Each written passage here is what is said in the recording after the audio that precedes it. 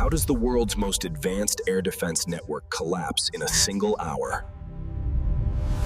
Israel from the west and the United States from the south, launching a strike so perfectly timed it defies modern physics. The tactic is called time on target.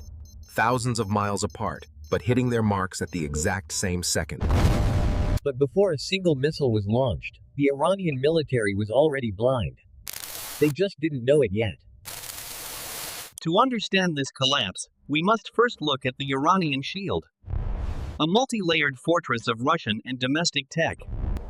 At its core is the S-300 PMU-2, capable of tracking 100 targets simultaneously. It was designed to be an unbreakable wall. But every system carries a hidden limitation: its dependence on a single center of coordination. Operation Epic Fury targeted these nodes first, not with bombs, but with invisible waves of energy. Inside the bunkers, the elite IRGC operators realized too late that their screens were no longer showing reality. System failure. Every defensive protocol was rebooted from the outside. This is the moment of the blind gap, a window of time where Iran's eyes were shut and the gates were kicked open. Coordinates: 35 degrees north. The target? The Fordow Enrichment Facility, buried deep under solid rock. To reach it, the US deployed the GBU-57, the massive ordnance penetrator, a 30,000-pound beast. Simultaneously, from the shadows of the Mediterranean, the Israeli Air Force launches its most lethal asset, the F-35 Adir. The Adir doesn't just fly, it disappears. Its radar cross-section is no larger than a small bird. While the world watched the borders, Tomahawk missiles were already mid-flight, hugging the valleys of the Zagros Mountains. To coordinate this chaos, the Aegis combat system links every ship, plane, and satellite into a single, lethal brain. The Iranians knew a strike was possible. What they didn't know was that the math had already decided their fate. Time on target: 04 a.m. 0 hour is approaching. The silence before the storm is deafening. In a split second, the electromagnetic spectrum over Iran was flooded. The screens went black, the radios went silent, and then the sky over Tehran began to scream. Phase 3, kinetic suppression. The first targets aren't the bunkers, but the eyes of the S-300. The F-35s released the AGM-88 HRM, high-speed missiles designed to home in on radar signals. If the operators keep their radars on, they die. If they turn them off, they are blind. A lethal catch-22. At 04:02 a.m., the first radar site in Karaj is erased from the map. The shield begins to crack. With the radar dead, the blind gap widens. Now, the heavy hitters move in. The B-2 Spirit stealth bombers. Their target is the Fordow enrichment plant. Solid rock protects it from above, but the GBU-57 is built for this. The impact is not just physical, it's a message. No bunker is deep enough. No mountain is strong enough. But Iran is not a passive target. Even blinded, the IRGC triggers the Lion's Roar, a massive counter-launch. From underground missile cities, Shahab-3 and Fatah missiles scream into the upper atmosphere. The math of survival begins. Can the Aegis and Iron Dome systems track and kill these threats in time? As the ballistic duel rages in the sky, a second wave of Tomahawks targets the power grid. The goal is simple: total darkness. Without power, the IRGC servers face a terminal countdown. Inside the deep bunker, the air filtration fails. The high command is now trapped in a concrete tomb. This is the decapitation strike, not just of leaders, but of the ability to communicate and resist. Israeli F-15I RAMs joined the fray, deploying Popeye missiles against the remains of the Karaj missile silos. By 04:30 a.m., Iran's integrated air defense system, The Khatam al-Anbiya has ceased to exist. The few remaining mobile S-300 launchers are now hunted by drones. Nowhere is safe. Cyber attacks on the domestic internet prevent the regime from broadcasting. The narrative is lost. Israel's final move in the hour, neutralizing the Karg Island oil terminal to cut the economic lifeline. 1 hour. That's all it took to dismantle decades of investment. But the retaliation is only starting.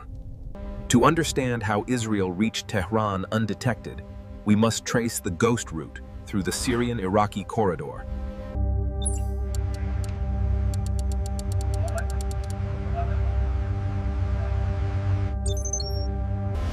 At the heart of the F-35 is the AN/APG-81 AESA radar. It doesn't just see. This is cognitive electronic warfare. The F-35 sends back a counterwave that creates a hole in the radar's vision. Meanwhile, the U.S. Navy utilized the Strait of Hormuz bypass. Submarines launched Tomahawks through Omani airspace. The Tomahawk Block 5, equipped with TERCOM, terrain contour matching, it uses an internal map to navigate without GPS. Why is GPS-free navigation critical? Because Iran's Abtabaza systems jam every satellite signal. But they can't jam the ground. This leads to the sync point. At 03:59:59 a.m. The sheer volume of data overwhelmed the S-300's fire control computer. It was a digital heart attack. But stealth is not just about shape. The B-2 uses complex radar-absorbent material that converts radar waves into heat. To maintain this edge, the aircraft must avoid banking turns that could expose its flat belly to ground sensors. While the bombers exit, the focus shifts. Israel activates the Arrow 3, the world's premier exo-atmospheric interceptor. Arrow 3 doesn't use explosives. It's a hit-to-kill vehicle, slamming into the target at over Mach 9. The interception happens outside the atmosphere, a silent, blinding flash of pure kinetic energy, 100 miles above the Earth. This is the multi-layered shield. Arrow for long range, David's Sling for medium, and Iron Dome for short-range swarms. Even the most advanced drone swarms face the Iron Beam, a 100-kilowatt laser that kills at the speed of light. With the counterstrike neutralized, the Allied forces begin their high-speed egress. Every minute counts. Behind them, they leave a nation in chaos, a military decapitated, a leadership forced into the dark. The mechanics of this hour will be studied for decades. But the geopolitical shockwaves are just hitting the shore. The smoke hasn't even cleared, but the map of the Middle East has already shifted. Iran's forward defense is in ruins. Across the region, proxy groups find themselves cut off. The digital nerves connecting Tehran to its militias have been severed. The economic cost is staggering. In 1 hour, Iran lost 40% of its oil export capacity and For the Iranian leadership, the message is clear. The era of strategic patience is over. They are now vulnerable. But a wounded lion is still dangerous. Deep in the Zagros Mountains, the remaining missile cities are being prepped for a second wave. This is the doomsday scenario. Israel knows this. Their Operation Roaring Lion transitions from attack to a total, nationwide lockdown of its air corridors. The world's energy markets react in real time. Brent crude oil spikes to $150 a barrel as the Strait of Hormuz becomes a graveyard. The global supply chain shudders. For many, the cost of this strike will be felt at every gas station and grocery store on Earth. As the sun rises over Tehran, the scale of destruction becomes visible. The regime's pride, its Ordinary Iranians face a new reality. Between a regime that failed to protect them and an international community that has isolated them, Russia and China move to fill the vacuum. New alliances are forged in the ruins, setting the stage for a much larger conflict. The lesson for every nation is clear. Air defense is no longer about missiles. It's about the dominance of the spectrum. Operation Epic Fury proved that in 2026, the war is won or lost before the first kinetic strike even occurs. Artificial intelligence now dictates the pace of battle. Algorithms calculated the flight paths to the millisecond. As the dust settles, the Middle East enters a long, cold shadow. The balance of power has been shattered. But one thing is certain. The world is watching. And the next hour of conflict. Is this the end of the regime, or the beginning of a much larger global escalation? Join the conversation below. Subscribe to our channel for more deep dives into the tactics and technology of modern warfare. Thank you for watching.